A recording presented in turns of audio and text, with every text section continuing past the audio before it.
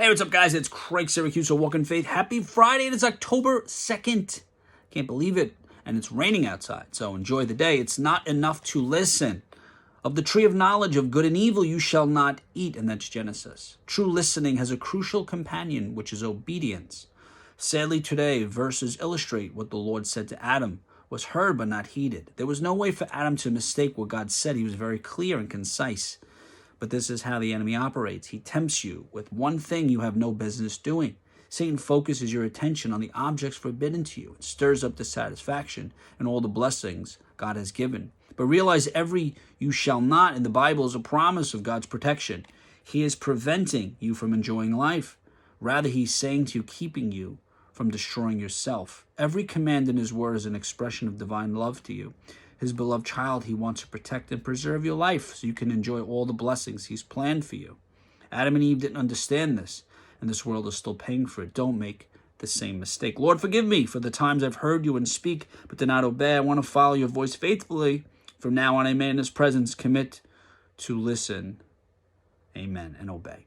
So, interesting, right? So it says here, too, about, we know the story of Adam and Eve and how they were tempted by the serpent. So, a lot of times, people will come, will hear voices. There's a lot of things that could sort of tempt us, to lead us to temptation, to lead us to sin.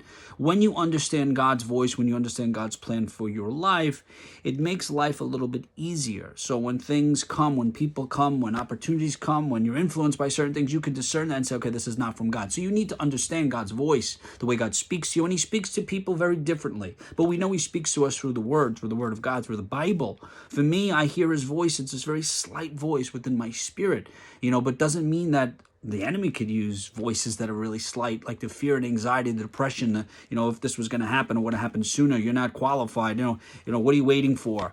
All of these sort of distractions, right? So the same way Adam and Eve were tempted, God was very clear, do not eat from that tree, right? Do not eat the forbidden fruit. But the enemy came, the serpent came and tempted them. So you need to understand God's voice, God's sort of the way God speaks to you, which could be very different from other people. But understand that the enemy will speak to us and his voice is usually a lot louder and you will constantly hear it. So when that comes, you need to understand, be clear that is not from God. And you just say, listen, this is not from God. You need time to pray, you need time to discern, but you need to build a relationship with Christ, because otherwise the enemy and the worldly influences will sort of sway you and direct you in any way possible. It's like the wind, you'll just start to blow around and you really won't have any direction. So when God speaks to you, make sure you obey and try not to be influenced by anyone, and make sure you listen and you trust when you hear God and you go after no matter what. And when you hear the voice of the enemy, you need to go to God and say, God, is this really from you? You need to test every voice. Do not trust everything you hear. Until next time, always remember you have the ability to inspire and evangelize through your words and actions.